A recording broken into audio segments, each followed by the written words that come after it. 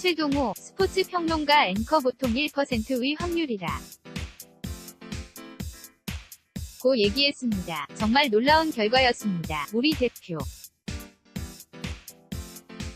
팀 독일을 2대0으로 꺾고 이번 월드컵의 유종의 미를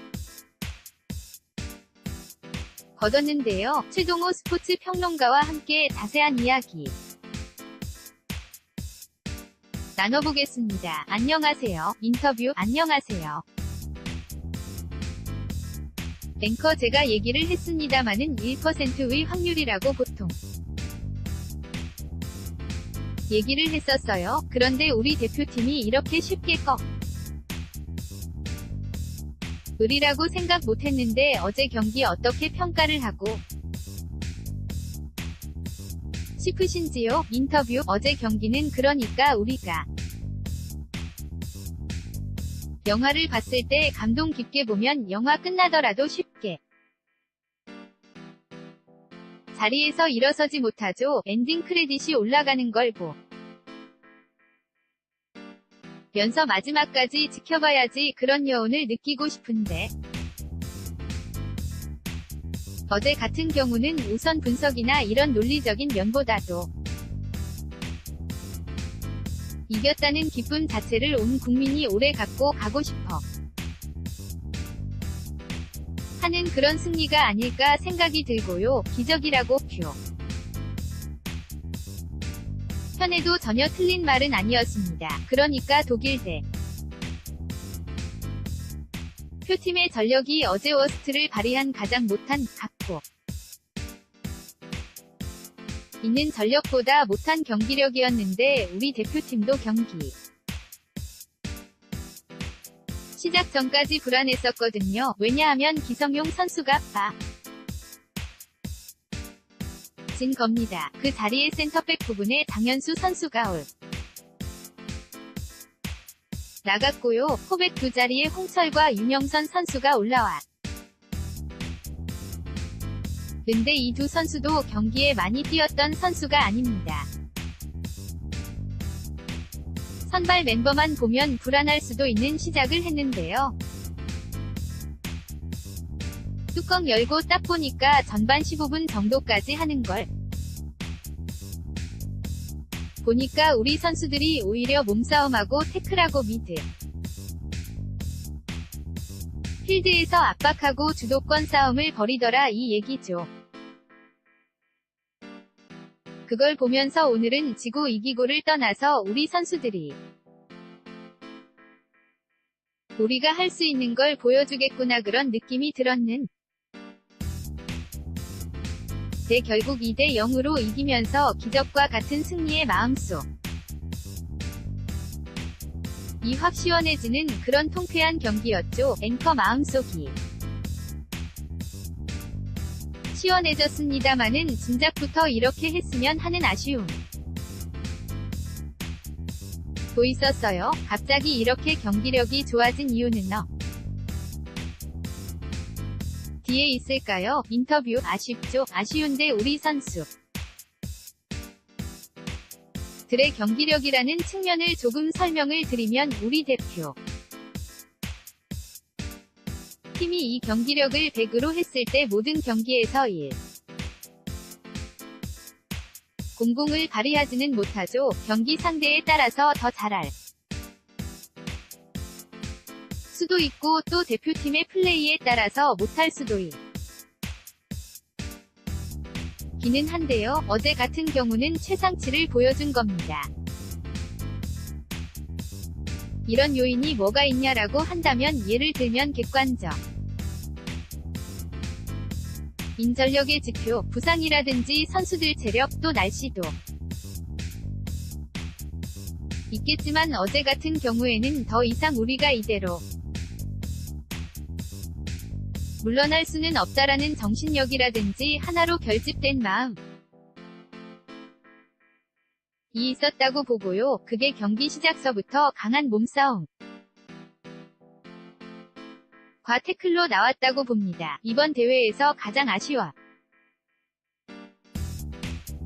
것은 이 정도의 경기력 그리고 우리가 최상으로 보여 줄 수 있는 베스트 플레이가 어제 경기였다고 한다면 태용 감독이 1차전 스웨덴전의 모든 것을 올인하겠다고 했거든요. 스웨덴전에 갖고 있는 우리 가용 자원을 모두 다 통틀어서 스웨덴전을 분석하고 대비했는데 잘못 분석 하고 잘못 대비했다는 게 결국 드러났죠. 그 점이 매우 아쉽죠. 앵커 결국 신태용 감독의 작전 미스다 이렇게 분석을 해주셨는데 계속 돌려봐도 골 넣는 장면은 보기 좋습니다마는 거기에 못지않게 슈퍼세이브를 한 조현우 선수의 활약도 참 놀랍지 않았습니까? 인터뷰 조현우 선수 개인만 보면 국가대표로 발탁되고 난 뒤에도 대표팀에서 넘버 3 골키퍼였었거든요. 그런데 조현우 선수의 가능성을 딱 보고 신태용 감독이 기회를 준 건데 조현우 선수 개인만 보면 이번 월드컵 우승한 거나 마찬가지죠. 왜냐하면 이 세 경기 전부 다 뛰면서 우리 국민들에게도 자신의 이름을 알렸지만 유럽과 전 세계 축구 팬들에게 자신의 존재 가치를 알려줌으로 해서 럽 진출이 충분히 가능해졌다고 봅니다. 조현우 선수의 슈퍼세이브가 경기마다 이어지는데요. 어제 같은 경기에서 이런 선방이 전반전에 없었다고 한다면 우리가 실점을 하게 됐고요. 우리가 일찍 실점했다고 하면 일찍 넣어질 수도 있는 그런 경기였습니다. 후반에 우리가 골을 넣고 이길 수 있었던 이유, 수비를 탄탄히 하면서 끝까지 경기를 마지막으로 몰고 간 거였거든요. 그 탄탄한 수비의 첫 번째 요인이 바로 조현우 선수의 슈퍼세이브. 놀라운 선방이죠. 앵커 유럽 축구에 진출하지 않을까요? 인터뷰. 그럴 가능성이 높아졌습니다. 앵커 보고 있죠. 지금 인터뷰. 월드컵이 선수들에게는 두 가지의 의미가 있거든요. 축구에서 실력을 겨루는 무대. 고요. 또 한 가지는 세계의 유럽리그에 자신의 존재 가치를 증명하는 거죠. 또 관중석의 관중분도 있겠지만 스카우터들도 다 와서 지켜보고 있죠. 앵커 수비 이야기 를 좀 더 해보면 어제 수비진 절반을 교체하지 않았으니까 이 전략이 먹혀 들어간 거죠. 인터뷰. 놀라웠습니다.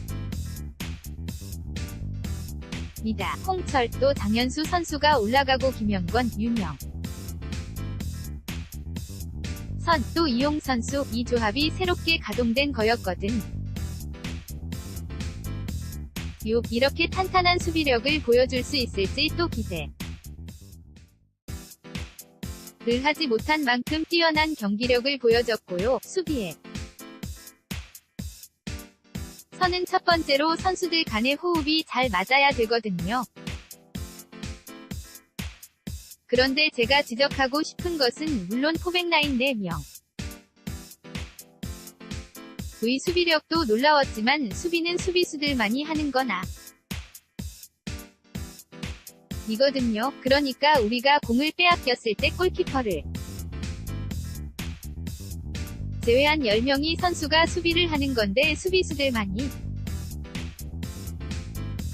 하는 게 아니다라는 의미는 상대가 들어올 때 공격수들이 나 미드필드에서부터 막아줘야 한다는 얘기입니다. 그런데 어제는 우리 미드필드에서부터 상대를 압박하고 수비를 해준 게 많은 도움이 됐죠. 그래서 수비 부담이 상대 적으로 줄어들었고요. 최종 수비 라인은 골 들어오는 공격. 수를 슛할 수 있는 가장 가까운 거리에서 마지막으로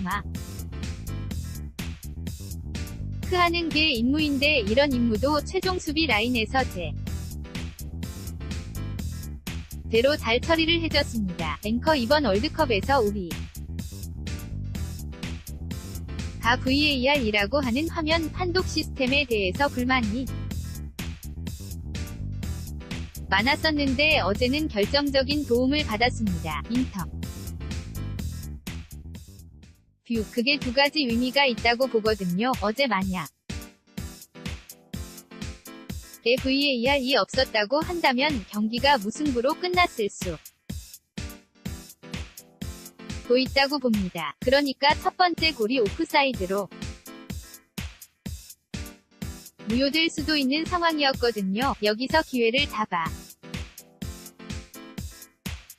김현권 선수가 했는데 지금 오프사이드라고 주심이 휘슬을 불었습니다. 처음에 오프사이드, 지금 뒤늦게 알고 놀란 상황이죠. 오프사이드로 했다가 오프사이드 판정에 VAR 심판관들이 한번 보자고 제안을 했고요. 그걸 받아들여서 판정을 보고 난 뒤에 뒤집은 건데 VAR 이 없었다고 한다면 어제 저 골이 인정이 안 되면서요. 0으로 갈 수도 있었던 것하고 이 주심이 오프사이드 판정 이전에도 우리 선수들에게 파울이 가혹했죠. 손흥민 선수 할리우드 액션 같지는 않았는데 할리우드 액션으로 옐로카드를 보여줬고요. 독일 선수들에 비해서는 조금 더 엄중하게 적용된 점이 있고 이 경기의 추가 시간이 9분이 좀 넘었거든요. 축구 경기에서 추가 시간 9분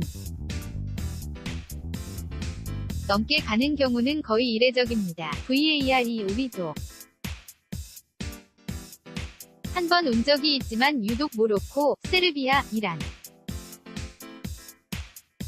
축구 약소국들에게 VAR이 적용되지 않거나 페널티킥이 선언되지 않는 그런 판정이 많이 나오고 있죠. 앵커 제 굉장히 잘 싸웠습니다마는 아쉬운 점도 있었을 것 같아요. 어떻게 보시나요? 인터뷰 아쉬운 점도 있었습니다. 그러니까 우리가 이겼습니다. 이겼는데 팀 전체로 는 이겼는데 선수 개개인별로 보면 역시 한계를 드러낸 선수도 있었다고 보거든요. 대표적으로 1대1에서는 전혀 통하지 않는 선수도 있었고요. 우리가 공을 가졌을 때 독일의 압박을 견디지 못하고 1대1로 볼키핑이 안 되다 보니까 패스 미스라든지 아니면 볼을 빼앗기는 장면. 돌파는 했는데 돌파 이후에 어쩔 줄을 모르는 골척. 리가 불완전한 이런 모습을 완전히 드러냈죠. 적어도 이번 대회에서 글로벌 수준에서 통할 수 있는 수준의 선수. 조현우 선수, 김현권 선수, 정우영 또 손흥민요. 명은 있었지만 그렇지 않은 선수들도 있었다는 게 사실. 솔직한 얘기가 되겠죠. 앵커 어제 우리와 싸운 독일. 아마 경기에 임할 때는 가벼운 마음으로 경기를 했을 것 같은데 충격에 빠졌습니다. 외부 감독에 대해서 경질론까지 나오고 있다고요. 인터뷰, 경질, 사퇴론. 이 나오는 건 우리에게 패했기 때문에 우리에게 패한 게 문제가 아니라 80년 만에 조별리그에서 탈락했거든요. 이 정도 성적이니까 당연히 독일 내에서 경질이나 사퇴 얘기가 나오는 것은 당연하다라고 보는데 독일 축구협회 는 경질, 사퇴 고려하고 있지 않다라고 얘기를 했고요. 우리로서는 좀 더 지켜봐야 되는 게 단순히 독일 축구 대표팀 문제가 아니라 독일이 축구 시스템적으로도 굉장히 선진국이거든요. 그러니까 지난 대회 우승했다가 러시아 월드컵에서 조별리그 탈락한 독일의 축구를 어떻게 다시 만회해가는지 어떤 식으로 진단하고 처방해서 다시 이를 펴세우는지를 우리로서는 지켜볼 만한 과정이라고도 볼 수가 있겠죠. 앵커 우리 대표팀이 독일을 2대0으로 잡으면서 멕시코 국민들도 굉장히 많이 웃었어요. 인터뷰 우리가 이기지 못했으면 멕시코가 16강에 못 올라가는 건데 우리가 이겨서 멕시코가 16강에 올라갔으니까 당연히 우리에게 고맙다는 인사를 해야 되는데 우리로서는 원망스럽죠. 멕시코가 스웨덴을 2대0으로 이겨줬으면 우리가 올라가는 건데 그게 좀 아쉽기도 하고요. 멕시코가 16강 탈락 직전까지 갔다가 스웨덴에 0대3으로 패했습니다. 예상 외의 큰 점수차고요. 축구가 이래서 예상 하기가 힘들구나 생각이 들기도 하는데 한국이 독일을 이김으로써 16강 티켓을 놓치지 않았죠. 저는 좀 원망스럽습니다. 앵커 멕시코, 독일과 그렇게 잘 싸우더니요. 제 스웨덴과는 영 무기력한 경기가 계속 이어지던데 말이 인터뷰 무기력한 경기이기도 했고요. 스웨덴이 당에서 보면 스웨덴의 전력이 독일에 패하긴 했지만 예상 했던 것보다는 경기력이 더 높은 수준의 팀이 아닌가라는 생각이 들기도 합니다. 앵커 어쨌든 멕시코와 스웨덴의 경기 아쉬움이 많이 남는 그런 경기였습니다. 어제 우리 대표팀 이긴 내용 중심으로 해서 얘기 나눠봤습니다. 최동호 스포츠 평론가와 함께 했습니다. 고맙습니다. 인터뷰 고맙습니다.